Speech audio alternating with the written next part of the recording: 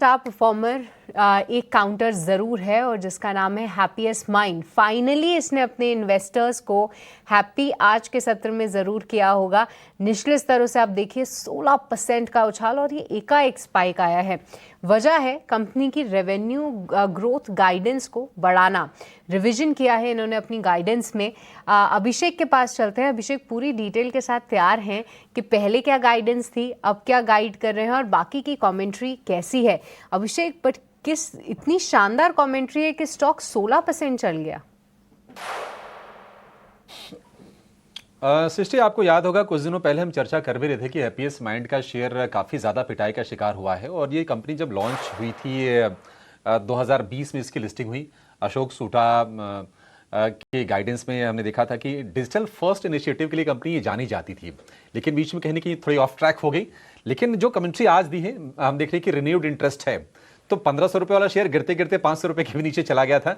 आज इसमें बाइंग आ रही है क्योंकि वित्त वर्ष 2027 के लिए उन्होंने जो ग्रोथ आउटलुक को 10% से बढ़ाकर 12% कर दिया है और उनके मुताबिक एआई फर्स्ट स्ट्रेटजी से मजबूत बिजनेस मोमेंटम कंपनी को मिला है। कंपनी का यह कहना है कि एआई लेड जो डिमांड है उसके चलते जो की सेक्टर से कंपनी के लिए उसमें ग्रोथ बढ़ रही है और कंपनी ने FY28 तक जो ग्रोथ है लगभग 15% पहुंचने की उम्मीद जताई है। तो जहां पर कंपनियां स्ट्रगल कर रही हैं 5-6% की ग्रोथ पर, अगर हम फ्रंटलाइन कंपनीज की बात करें, अगर कोई कंपनी आके कह दे कि 15% की ग्रोथ हम करेंगे अगले 2 से 3 साल में, तो फिर बाजार को रिवॉर्ड करना ही था। इसी के चलते हम देख रहे हैं कि आज 16% का जबरदस्त उछाल है। कंपनी का यह कहना है कि एआई फर्स्ट इनिशिएटिव से क्लाइंट पाइपलाइन और जो डिमांड की जो स्थिति है वो दोनों के दोनों काफी मजबूत हुई है और जनरेटिव एआई बिजनेस सर्विसेज के चलते क्लाइंट अडॉप्शन में भी तेजी आई है। अशोक सूटा जो कि कंपनी के चेयरमैन, उनका यह कहना है कि एआई रणनीति से मेजरेबल रिजल्ट, मापने योग्य रिजल्ट जो है कंपनी को वो मिल रहे हैं और जो की वर्टिकल्स होते हैं आईटी कंपनीज के लिए, सबसे बड़ा वर्टिकल तो हमारे भारतीय आईटी कंपनीज के लिए बीएफएसआई होता है। तो बीएफएसआई और हेल्थ केयर जो की वर्टिकल है, इसके अलावा हाईटेक और मैन्युफैक्चरिंग, वहां पर डिमांड अच्छी है और जो मजबूत क्लाइंट पाइपलाइन है, इसी की वजह से FY27 का इन्होंने ग्रोथ जो अनुमान है उसको बढ़ाया है।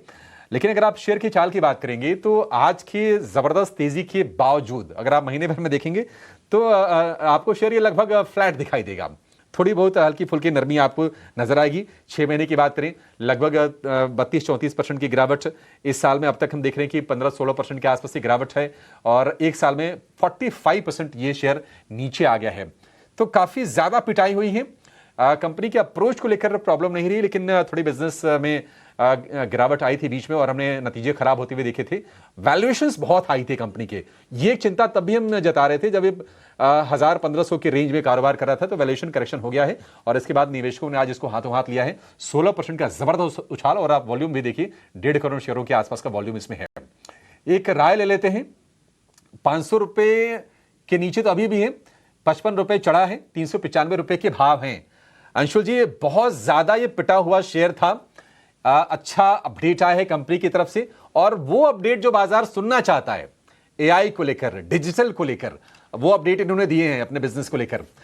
आप जरा बताइए कि इस गाइडेंस के बाद कितने कन्विंस्ड हैं आप? चार्ट कैसे लग रहे हैं आपको?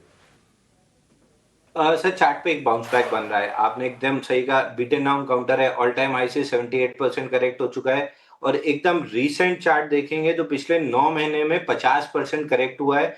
नॉन स्टॉप 9 महीने गिरा है। आज second day of bounce back है। कल 50 डे मूविंग एवरेज के अगेंस्ट डबल वॉल्यूम था।